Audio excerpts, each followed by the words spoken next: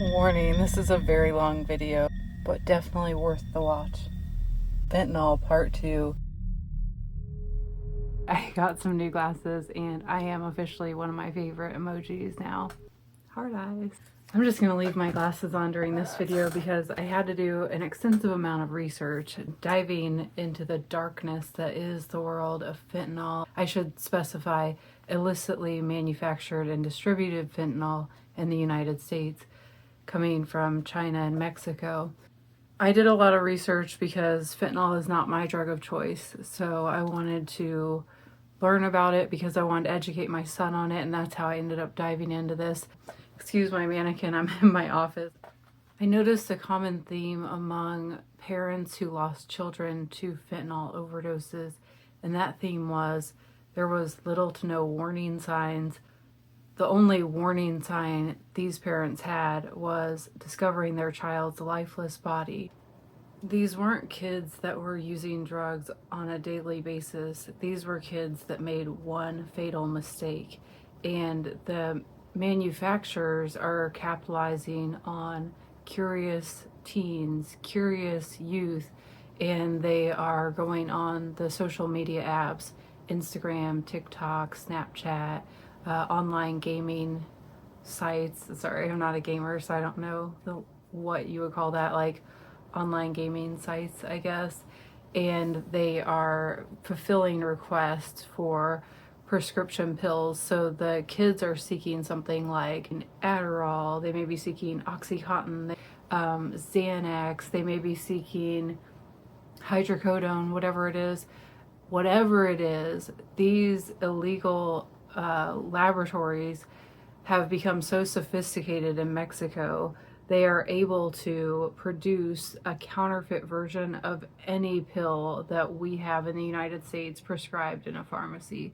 And so this is how a lot of the youth were and are being deceived into taking something, because the generation behind mine, I'm a millennial, so the generation behind mine, they are actually more welcoming of prescription pills, and they are less, they gravitate less towards something like heroin, because using pills is widely acceptable. It's like socially acceptable, and there's no smell, there's little to no like signs that you're using it. So, and they also can just consider them more safe. They're recognizable. They have like, they know what they look like. This is why the Mexican traffickers that are manufacturing these and distributing them all across the United States, this is how they're able to deceive young people into trying it, and they're lacing them with fentanyl, which makes them highly addictive, but also highly potent. And we know from the part 1 video, just a microscopic amount of too much fentanyl is enough to kill somebody. So this is a very easy mistake that turns into a tragedy real quick. All right, so let me backtrack a little bit. How did we get up into the point where they are now manufacturing pills? What led up into this? Well, by 2013, many pain pill users of Oxycontin specifically became addicted, and therefore they started seeking heroin on the street, which was the closest. They would seek Oxycontin too, but they would also seek heroin, which was, Oxycontin is synthetic heroin, so you can see how a lot of people just shifted to heroin. It's cheaper, it's easier to access on the street. In 2014, we entered what is known as the fentanyl gold rush. Okay, so the same thing that happened in part 1. So in 2006, when fentanyl first emerged on the streets, and you had those clusters of overdoses happening, 20 people dying here, 30 people dying suddenly here, and they didn't understand why. In 2015, that started happening again. Clusters of 20 people, 50 people just dropping dead. Overdoses were striking all around the United States of addicts who were overdosing on heroin with fentanyl very, very poorly mixed into it. This was a time when dealers that were dealing crack, dealers that were dealing heroin, addicts themselves were rushing to get in on the fentanyl gold rush. They wanted a piece of that pie. They saw the opportunity, and they were taking of all things, the narcotics agents were finding in all of the sites where fentanyl was being blended up with heroin and with, you know, other white powders like protein powder, baby formula, all of them had one thing in common. They were using a magic blender to blend the mixture together. And this is why it was killing so many people, because it was very, very poorly mixed in. How it works is the blades create a vortex inside the blender, which is great for liquid, but it's absolute shit when you're dealing with powder. So take this magic bullet approach to when a pharmaceutical company invents a new drug, they have chemists who perform meticulous testing at time durations. So they're mixing the powder. They're mixing the different things that are going to go into that new medication. And at time durations, they're testing for the percentage of each compound in the mixture. And this is known as blend uniformity validation. They do all this to the point when they get to 95% certainty that every single pill that they're going to distribute to the public has the exact same amount of the drug in it. So the dealers mixing it in the magic bullet is just like ridiculous to even think that that would work. But why they would think it would work is because they're mixing all white powders. And so they can't even see how poor the mixture is. It's not like they're mixing different colors. Everything they're mixing is white. So they just believe it's good, like, you know. But this person may be getting a huge amount of like all fentanyl, and this person's getting just a tiny amount. And so it was just horrible. And people were dying left and right. And this was the reason why. So initially, fentanyl was being distributed across the dark web, which is a part of the internet that requires an encrypted connection. Much of fentanyl was being produced by China's very sophisticated chemical companies who learned what they knew working with Dr. Jansen. Fentanyl had its ups and its downs, so the perks to anybody that was dealing or trafficking fentanyl, only tiny amounts were needed to get people high. So a little went a long way, but then the downside was if somebody took a tiny amount too much, they died. And even dealers don't want this negative attention. They call it catching a body, because then that brings the authorities onto them a lot more strongly when they're trying to figure out how this person died. It often points back to who distributed the drugs. They track it down to the best of their ability. So its extremely high potency was the upside and the downside all in one with fentanyl. So this was the fentanyl gold rush, because anybody that wanted to sell could sell. There was a very low barrier to entry. You get this $30 blender that everybody believes is like the holy grail of mixing fentanyl on the street. And that became a trend that it took forever for people to catch on that that actually was a horrible way to mix fentanyl. And like, let's be honest, a lot of dealers just aren't thinking this through. They're just thinking of the money, the quick money. They're not really like, you know, advanced as far as science and chemistry. For the most part, dealers are just looking to sell, turn the drugs into money, rinse and repeat. So anybody could put in an order online, get the fentanyl, order the magic blender. China it wasn't illegal to produce fentanyl in China. It wasn't illegal yet. And then for them to get it from China to the United States, being that it was just a tiny little amount, they were shipping it through the mail with other packages and having little to no issues. All right, let me read this part just to show you exactly how sophisticated these laboratories in China had become.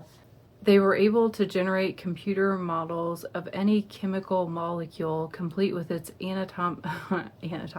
complete with its atomic weight, all done in their sterile, well-lit, very well-organized industrial labs. So these motherfuckers were professional, okay? All I'm saying is they weren't fucking around. They were very consistent with what they were able to produce and send over here with a very high efficiency. All right, let's take a little side detour here and paint a little picture. So when heroin took over really heavily in certain states, like Ohio is a good example, an example that the book uses a lot. And if I forgot to say that at the beginning of the book, at the beginning of the video, I need to say that right now.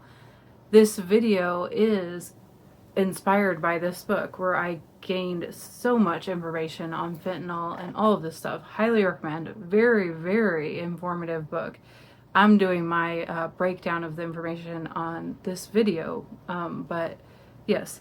So a lot of these states had cities that thrived in manufacturing, so they would have factories that were producing things, and there came a time when China started to take away their business, and these factories and storefronts, these American businesses started shutting down because China was able to produce the same products at a cheaper rate. And so a lot of these towns sort of had this like depressing, sort of desolate, abandoned look. And then heroin took hold of the cities, and people were jobless and they were becoming like drug addicts everywhere. It was just a really rough transition from not having all these people that were employed in this sort of maker economy, and they're no longer able to manufacture the items, so the places close and people move out, and heroin really takes over. And this was just a very hopeless time for a lot of these cities.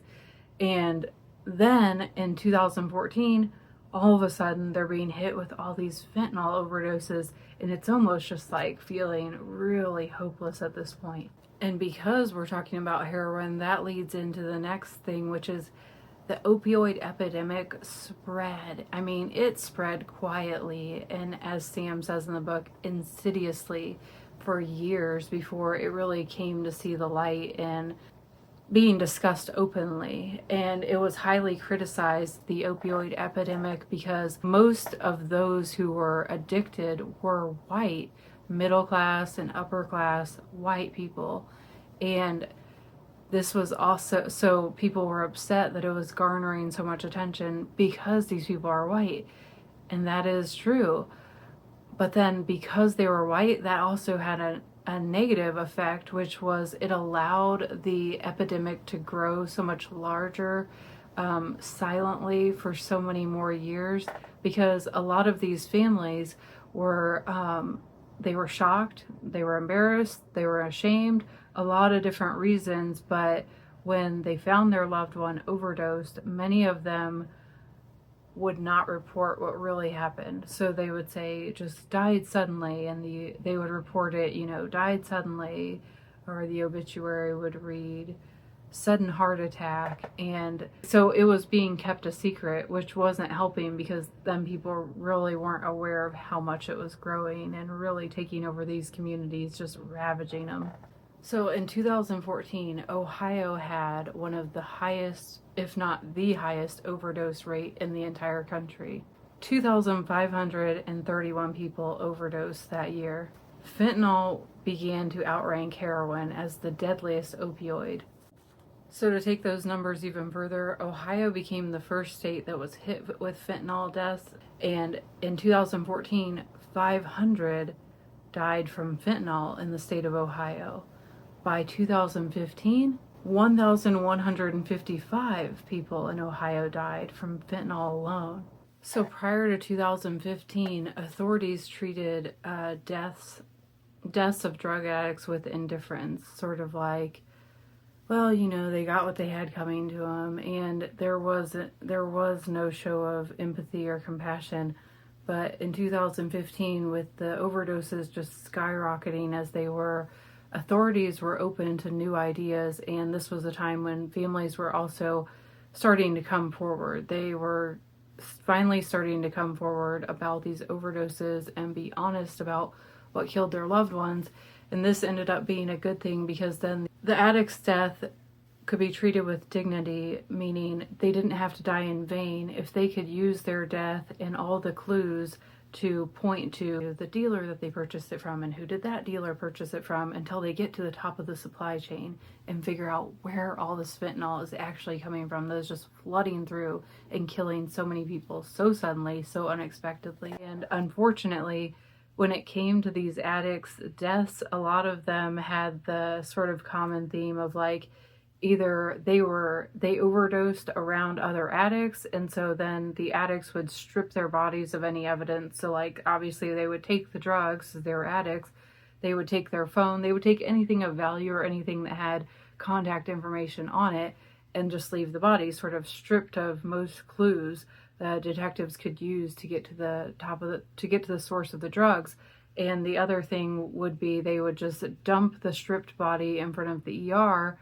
And again, this left very little for authorities to go off of. Well, in 2016, a 37-year-old man was discovered overdosed in a bathroom, and the way his body was found, it was keeled over in front of the bathtub, almost as if he was like in a prayer pose. This demonstrated, unlike with heroin, which heroin gives the addict enough time to get comfortable before they overdose, so there's that delay. And so the heroin addict that overdoses is often found in a relaxed, reclined position. So this man, the way they found him, it looked like he literally just dropped dead, and that was so clear from how they found him. So this man had a story that is a lot like many people, how their addiction began. He was not seeking drugs. He was prescribed OxyContin for an injury that he had, a work-related injury, and then he became hooked on OxyContin. Then he became a heroin addict. He went from a loving, caring, protective older brother, very charismatic and fun-loving, to, in the end, a conniving thief who would do anything just to get his next fix. And at 37 years old, he had spent almost half his life fighting his addiction. When fentanyl hit the street, he didn't last 1 month. The medical examiner found his cause of death to be, sorry if I'm saying it wrong, acetyl fentanyl in his system. And this was one of the analogs of Dr. Jansen's original paper that he published all the way back in 1968. During that year, people in Ohio were being found dead with as little as 12 to 15 nanograms of fentanyl per liter of blood in their system. The man that overdosed, Tommy, this was the first time they found 1,800 nanograms per liter of blood in someone's system. That was the highest concentration they found that year and the following 2 years. He had just straight fentanyl in his system. It was the only drug in his system. So this is how they were able to uncover like where he got his fentanyl from. So all he had on his body was a cell phone and these wax green baggies. The wax green baggies stood out because a lot of dealers used lottery card tickets to put heroin in, and so this was specific to fentanyl. They were using these green wax baggies.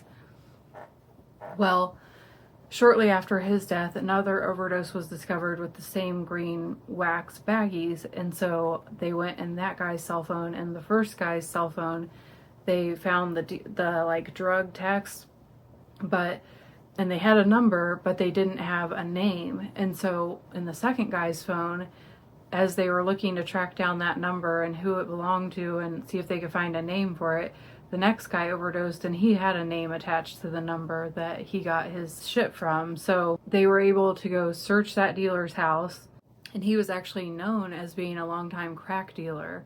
That's what he went to prison for the first time. Then he went back to prison for a mortgage fraud scam, but he was out currently, and when they searched his home, shocker, they found like a shit ton of magic bullet blenders with baby powder and protein powder, which he was mixing in with the fentanyl. But they didn't find him. He was on the run.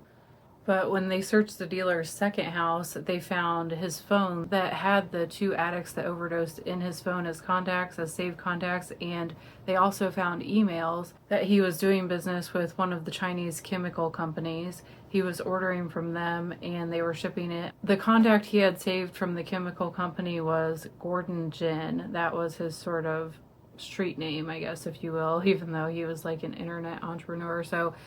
And this was a name that had come up before, but this Gordon Jin really stood out because most of the chemical companies in China were advertising on the dark web, but Gordon Jin was just advertising in the wide open internet He was advertising, "We are a professional acetyl fentanyl manufacturer in China. The price for 1 kilogram was $6,800 US." And when the detective realized that this dealer that they were looking into was ordering half a kilo at a time, he was alarmed, knowing how little was needed for each dose, because this is just one dealer, right?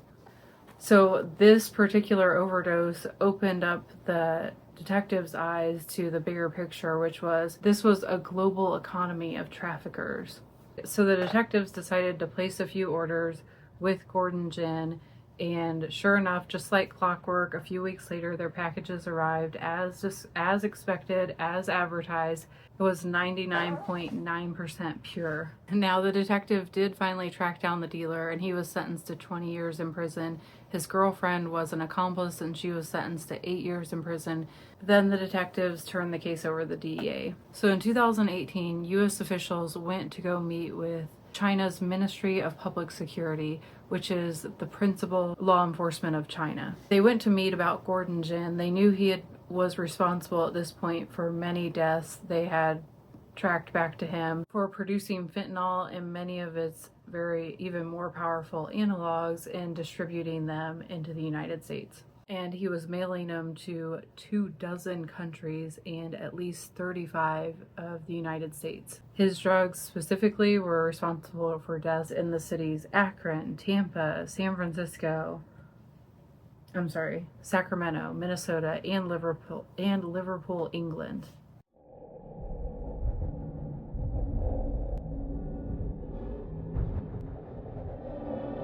And Gordon Gin was one among many online vendors selling legitimate chemicals. They knew this because they placed several online inquiries in some of these forums, just saying simply looking for fentanyl.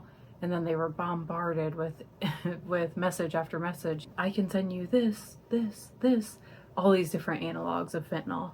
But Gordon Gin stood out because he was very boldly advertising every possible chemical to meet the need of our customers. He had 36 websites in 24 languages. This guy was motivated, I will give him that. So he operated as the Shanghai Pharmaceutical Company. He used shell companies that changed frequently, and he used encrypted messaging and email to interact with his customers. And he also, along with many other of these type of companies, his companies were incorporated in the British Virgin Islands because that's where laws are in place that protect owners of corporations from being identified. They were able to track 8 years worth of deaths, pointing to Gordon Gin specifically. And when they tried to order from him, he replied back that the Chinese government had ruled fentanyl illegal to manufacture, so he could offer to make car fentanyl. So the agents placed many orders, they gathered information, and they realized that they were all from the fentanyl family tree that Dr. Jansen had discovered when he invented fentanyl in the 1960s. By 2016, fentanyl was being sprinkled onto heroin, and anybody that ordered heroin could pretty much just expect that they were going to get fentanyl as well.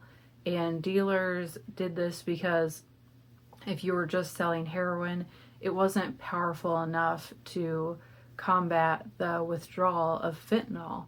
So, and then fentanyl just made it that much stronger. So if they weren't using it, they were losing out on customers. So everybody sort of started lacing fentanyl. Then they started lacing it with cocaine and meth too. Another reason they were doing it was because if somebody just ordered cocaine, for instance, they weren't typically a daily customer.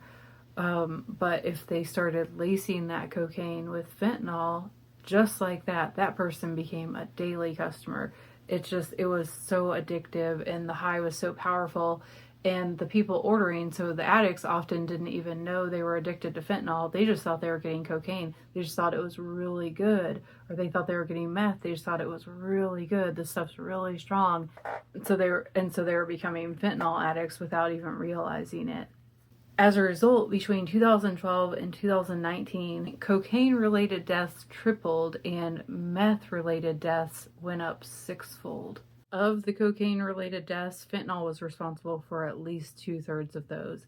And in 2016, in Ohio, fentanyl was in 71% of the 4,850 overdoses. Mexico felt this hurt. It was putting the poppy farmers out of business because fentanyl was replacing the demand for heroin. Heroin just wasn't strong enough to keep up.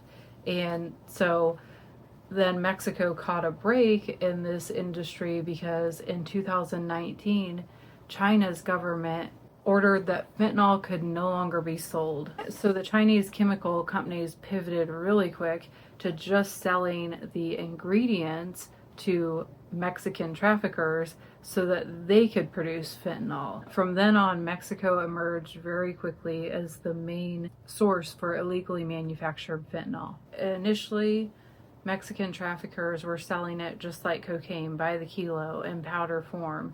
And then they realized there was a lot more opportunity for manufacturing counterfeit pills. They could use less fentanyl to put in these pills, and that would decrease the amount of, these huge overdose clusters happening, which then would put the limelight on them. It would make it more likely that they would find out where the fentanyl was coming from.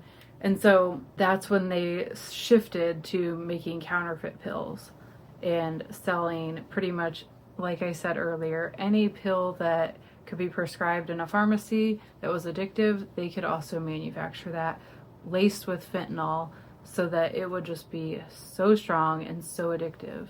They knew the opportunity with pills because pills were easily recognizable, and they knew Americans had like an insatiable appetite for pills, but not everybody was familiar with fentanyl or willing to take a risk on fentanyl in like the powder form, because then you have to deal with the dealers that don't know how to blend it, etc., etc. And so by producing it in these pills, they could market to anybody that was looking for a Percocet, Oxycontin, Xanax, and so on. So communities started to take notice of so many young people falling into this trap of taking a pill, ordering it from somebody they barely knew online in one of their social apps, and dying instantly. And this sort of mentality that was so harsh on addicts for so long, which was basically lock them up and throw away the key, a lot of states and counties were rethinking this, and that's when they began introducing things like drug court, for instance. And I was sent to drug court, and I can definitely say drug court was most effective in getting me to go to treatment. Now, just because you go to treatment doesn't mean you find help like permanently, that you just boom, you're clean and it's magical and all worked out. No, that wasn't the case. But because with addicts, the reason that I don't believe, and the author doesn't believe, that decriminalization of the drugs is as effective as something like drug court, because with the decriminalization, then there really is no consequence. So the addict can just use, and like I mentioned earlier, the drugs are so powerful, they don't leave room for error. They don't leave mercy for mistakes and experimentation. And like when I was growing up, it was almost like a rite of passage. It was almost like it was expected that you were going to use drugs and drink heavily and make mistakes. But the younger generation, they aren't being afforded these rooms for error because the drugs are just that strong. So one experimental night could lead to somebody's death, and that's the unfortunate thing. So when it comes to drug court, something like this, well, if they have the opportunity to arrest the person before they die, they can hang prison over their head. Prison is leverage. So do you want to go to prison? Do you want to go to jail? Or do you want to go to rehab? So that's sort of how you're able to get people into treatment. And even if they don't fully want to quit, while they're in treatment, there's time between them using the drug, so they can have clarity, and they can at least maybe get seeds of recovery planted in their mind. And so then they know it's an actual thing that they can pursue. They started to have a lot of success in Hardin County, Ohio. The judge himself was a very traditional person, and so he wasn't really knowing what to expect when he agreed to be a judge at drug court. But his heart started to soften for these addicts, and he started to view them as almost like big kids that were in need of guidance. And the probation officer for all his various clients, he would even organize like fishing trips just to take them out and show them like, you can do stuff, you can still have fun, and you can hang out and you can do stuff without the drugs. And they were sort of getting to know them on a first name basis. And this was actually a really beneficial thing, because often there's a high rate of relapse, and so they would see them back in, and they could sort of firmly nudge them back into treatment. And even the sheriff got involved with the drug court, and he started to notice like a lot of these people, they need a job when they get into recovery. They need a job and nobody wants to hire them, and that is a big obstacle. So he would even go around and talk to the business owners in the community and say like, you really need to give them a chance. Like they need a job, they need a chance. This is something we can do. It can benefit the whole community. And one of the business owners said to him, well, do you have any in your office? And he really had to think about that. And so he went back, thought about it, and he's thinking, well, I can't, he was explaining to the person, well, I really can't hire them to be police officers because of their records and the mental instability. But he thought, well, you know what I can do? I can have one to be my janitor and my landscaper. And so that's what he did. He was sort of trying to lead by example. I'll have somebody that can landscape. And the issue they ran into with that right away was he had to tell his police officers, like, we're not going to be mean to him, because the guy he hired, he had a really strong reputation as being just a really bad person, a lifelong criminal pretty much, a really extreme addict, somebody they just all considered sort of like no good for anything. And they were just repulsed at the idea that he was working at their police station. And the longer he worked there, though, they started to see him struggle, and that he would fall, he would fail, but he would try again. And they started to really feel for him. And then they would even encourage him, like, in his recovery. And this was actually a really powerful thing. So it just goes to show, like, one thing like drug court, when done with an open mind and slowly maybe the hearts open up to these people that were seen just for their repulsive addiction, you can see past that and see the person, the human that is like struggling inside. I think that's what it's all about, and that's where there will always be hope. And another, I guess, hopeful story we can talk about is, this was in Kenton County, Kentucky. An addict that had 2 years clean was invited to work at the detention center, like the jail of that county. And he was going to work in something called a recovery pod. And what they were realizing was, not only is treating addicts like just sentencing them to prison and jail ineffective, because what happens when somebody goes to jail for a criminal offense is they're locked up with other criminals. And if they, once off the drugs, they start to see very clearly just the complete wreckage of their life and the use of the drugs, what that's really doing to them. They can have moments of clarity when they're in jail, but if they decide that they even are thinking about making a change and doing something different, they're going to be preyed on in jail or prison. They're going to be seen as weak.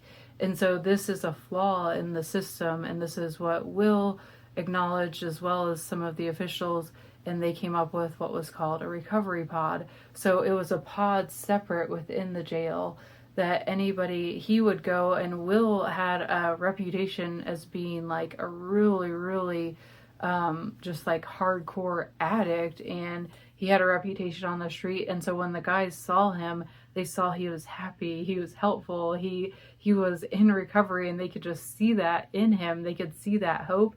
They could see that change with how he talked, how he acted, and he was inviting them, do you want to come to the recovery pod? And some people would take them up on the offer for bad reasons, like they would just be trying to avoid drug debt. But then a lot of people went there because they truly did want to make the change.